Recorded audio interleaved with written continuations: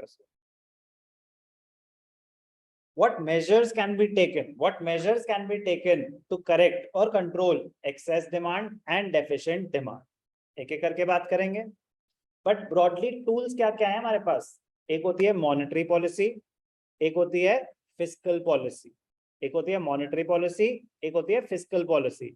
Monetary policy हमने पढ़ी थी बैंकिंग में, RBI as a controller of money supply, quantitative measures, qualitative measures, वो सारे आने चाहिए, आते होंगे, आने चाहिए। Monetary policy, fiscal policy, policy of the government with regard to its expenditure and taxation. Government budget में हमने पढ़ा था फिस्कल पॉलिसी, गवर्नमेंट बजट के ऑब्जेक्टिव्स, दो ही टूल्स हैं उनके पास, एक गवर्नमेंट स्पेंडिंग, गवर्नमेंट एक्सपेंडिचर बोलते हैं, और एक टैक्सेशन। उसमें था ना कि how can the government budget be used for price stability, तो वैसी सिचुएशन ही है अभी। तो टूल्स क्या क्या हैं? एक गवर्नमेंट स्पेंडिंग, एक टैक्सेशन और एक मॉनेटरी पॉलिसी, एक मॉनेटरी पॉलिसी। ओके, तीन चीजें हैं, ब्रॉडली दो ही टूल्स हैं, क्योंकि फिस्कल पॉलिसी के दो पार्ट्स हैं, एक्सपेंडिचर और टैक्सेशन, और एक मॉनेटरी पॉलिसी। अब एक एक करके बात करते हैं। पहले मैं बात कर रहा हूँ एक्सेस, लॉजिक पे चलते हैं यार, कुछ भी बात नहीं करते, ठीक है ना? मैं सब हटा देता हूँ, आप बताओ, हम आंसर क्रिएट करते हैं सीधा, ठीक है ना? हम सीधा आंसर क्रिएट करते हैं, लॉजिक बेस्ड पढ़ाई करते हैं। ओके जी, सिचुएशन है इन्फ्लेशन की इकोनॉमी में, तो मैं आपसे पूछ रहा हूं मेजर्स टू करेक्ट इन्फ्लेशन। समझ आ गया?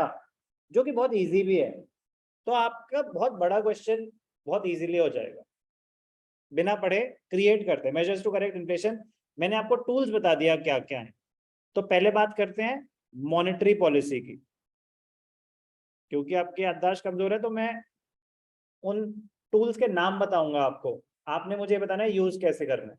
तो मॉनेटरी पॉलिसी में दो टूल्स थे, एक क्वांटिटेटिव मेजर्स और एक क्वालिटेटिव मेजर्स। क्वांटिटेटिव मेजर्स में क्या क्या था? Bank rate, repo rate, reverse repo rate,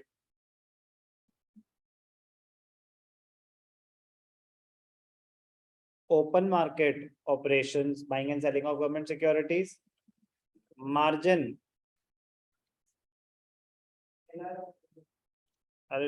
reserve legal reserve requirements, मैं वही बोलना चाहता, मार्जिन रिक्वायरमेंट गलती से निकल गया, लीगल रिजर्व रिक्वायरमेंट्स, LRR, इसमें आता है SLR और CRR। Qualitative measures, margin requirements, moral suasion और selective credit control.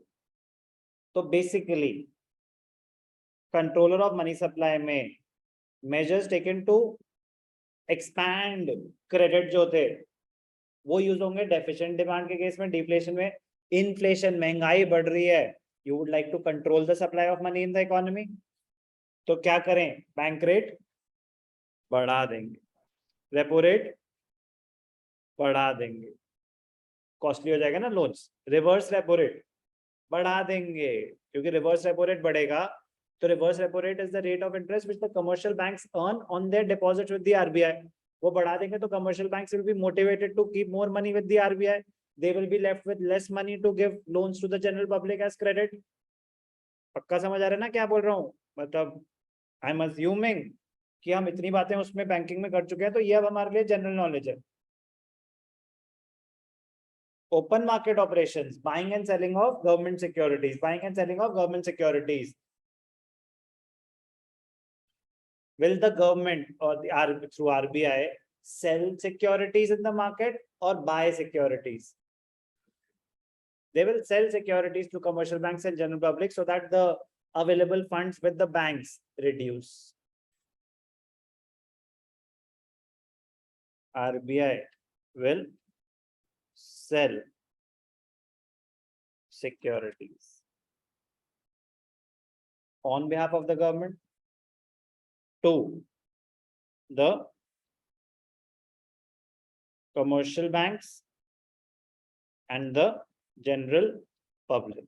Legal reserve requirements बढ़ा दी जाएंगी, मार्जिन रिक्वायरमेंट्स बढ़ा दी जाएंगी, चिट्ठियां बढ़ा दी जाएंगी, उनको समझाया जाएगा कि भाई साहब बस करो, बहुत हुआ। Selective credit control, quota restrictions बढ़ा दी जाएंगी। मतलब इसमें कुछ बताने की जरूरत तो नहीं है, ठीक है। क्या था ये? मॉनेटरी पॉलिसी और फिस्कल पॉलिसी, दो टूल्स हैं। फिस्कल पॉलिसी में एक है गवर्नमेंट स्पेंडिंग, गवर्नमेंट एक्सपेंडिचर, और दूसरा टैक्सेशन। महंगाई बढ़ रही है, government expenditure is a part of income, GDP. Expenditure method का कंपोनेंट होता है गवर्नमेंट एक्सपेंडिचर। तो हम इनकम को अब कंट्रोल करना चाहते हैं, यस और नो?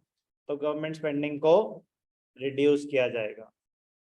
तो government expenditure is also part of AD. तो एडी को रिस्ट्रिक्ट करने की तो कोशिश हो रही है ना, तो गवर्नमेंट एक्सपेंडिचर बढ़ेगा तो एडी गिरेगा।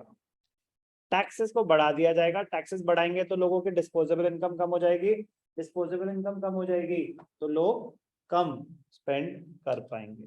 कोई डाउट? ये है पूरी कहानी, इतनी लंबी क्योंकि अब उसकी एक्सप्लेनेशन है। यहां से शुरू हुई मेजर्स टू करेक्ट एक्सेस। तो सबसे पहले तो डिक्रीज गवर्नमेंट स्पेंडिंग। प्लीज यार, मतलब ये सब बहुत जनरल है, ये पढ़ेंगे आप, बिकॉज रीड करके सुनाने की जरूरत तो नहीं है क्योंकि इवेंचुअली तो आपको याद ही करना है, बट डिस्कशन हो चुके हैं। गवर्नमेंट स्पेंडिंग को कम किया जाए, टैक्सेस को बढ़ाया जाए। गवर्नमेंट के फिस्कल पॉलिसी के दो टूल्स कैसे यूज होंगे, क्लियर है? मॉनेटरी पॉलिसी दो पार्ट्स हैं, क्वांटिटेटिव एंड क्वालिटेटिव। क्वांटिटेटिव में increase bank rate, increase repo rate, increase reverse repo rate, open market operations, sell securities. The RBI on behalf of the government will sell, increase CRR and SLR. CRR is the portion which you have to keep with RBI, SLR is the portion which you have to keep with them yourself as a bank. तो आना चाहिए explain करना। Qualitative measures, increase margin requirement, moral suasion, advice to discourage lending, selective credit control, introduce credit rationing, quota restrictions बढ़ाई जाएं। measures to correct deficient demand, opposite of this। क्या बताने की भी जरूरत है मुझे? increase government spending, reduce taxes, reduce bank rate, reduce repo rate, reduce reverse repo rate, buy, purchase securities by the RBI on behalf of the government, reduce reserve requirements, reduce margin requirements, advise to encourage lending, reduce credit rationing। तो logic के साथ चलेंगे तो फिर दिक्कत नहीं है, but quality answer, keywords, कहानियां नहीं। क्योंकि काफी बार क्या होता है कि इतनी जनरल लगती हैं कि हम सीधा एग्जाम में जाके ही सोचते हैं कि आंसर होना क्या चाहिए, बस वहीं फिर हम 6 में से 4 ला पाते हैं, which is 66.66%।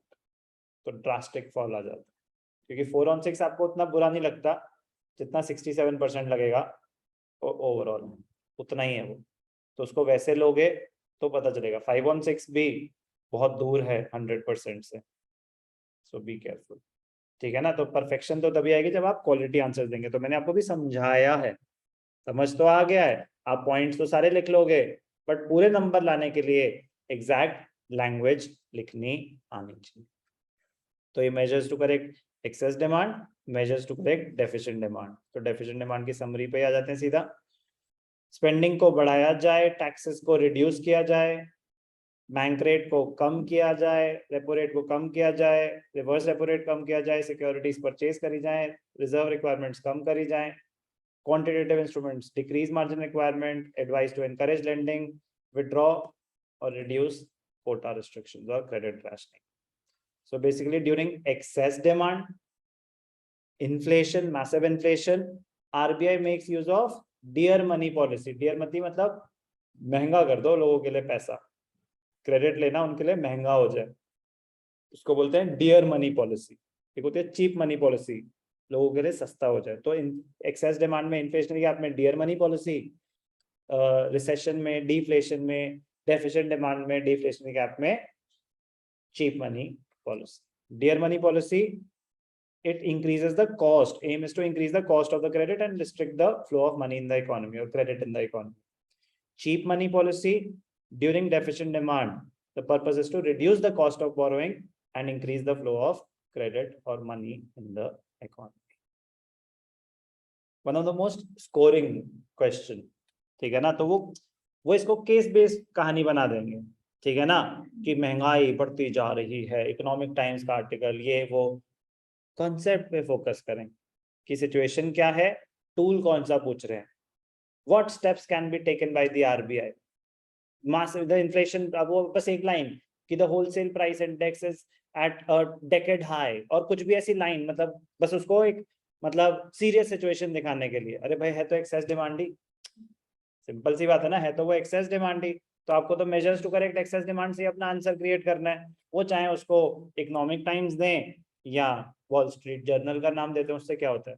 तो क्योंकि कुछ लोग ना खो जाते हैं बेचारे कि मतलब जब वो न्यूज़पेपर आर्टिकल पे क्वेश्चन आ जाता है ना, आपको अपने कॉन्सेप्ट से आंसर देना है, तो आपको देखना है कि कौन से कॉन्सेप्ट पे ये बेस्ड है, खत्म, उसके बाद उसका काम। चल